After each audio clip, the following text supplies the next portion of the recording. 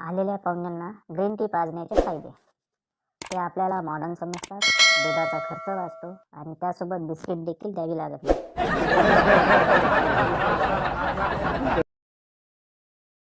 प्रियकर, मला कळत नाही तुझ्या घरचे आपल्या लग्नाला एवढ्या लवकर तयार कसे झाले. प्रेयसी, त्यांनी मला विचारलं पोरगं काय करतंय. मी बोलले पोटात लाथा मारतंय.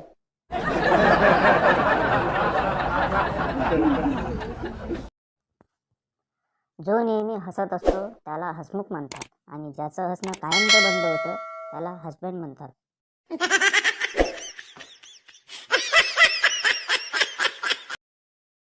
तुम्ही जर जग बदलू इच्छित असाल तर अविवाहित असतानाच बदला. लग्नानंतर तुम्ही टीव्ही चॅनल पण बदलू शकत नाही.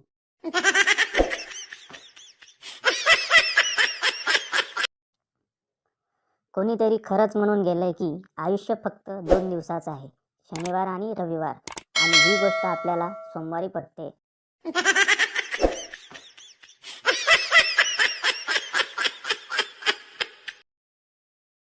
मुलगी फेसबुकवर स्टेटस टाकते, हॅलो फ्रेंड्स, मी मावशी झाले. बंड्याने खाली कमेंट टाकली, कोणत्या हॉस्पिटलला किती पगार आहे.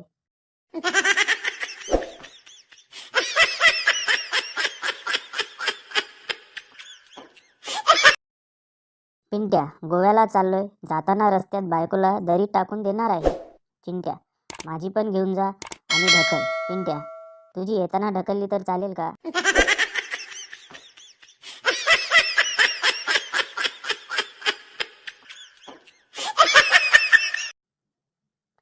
लग्न झालेल्यांसाठी एक प्रश्न, उत्तर फक्त हो किंवा नाही मध्ये द्यावे. आता तुमच्या बायकोने तुम्हाला मारणे बंद केले आहे का.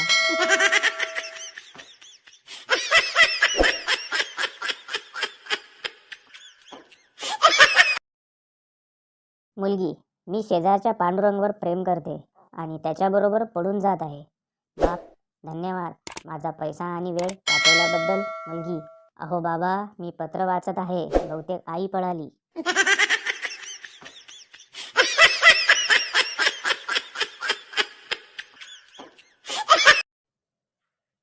बायकांना खुश ठेवणे खूप मुश्किल आहे. पुरुषांचे काय, बायका दिसल्या की खुश होतात.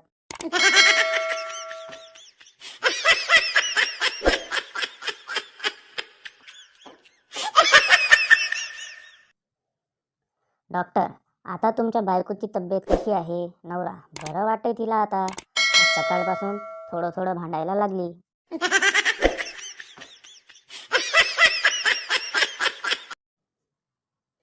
तुमचे वडील गरीब असतील तर हे तुमचं दुर्भाग्य, पण तुमचा सासरा गरीब असेल तर तो तुमचाच गाढवपणा.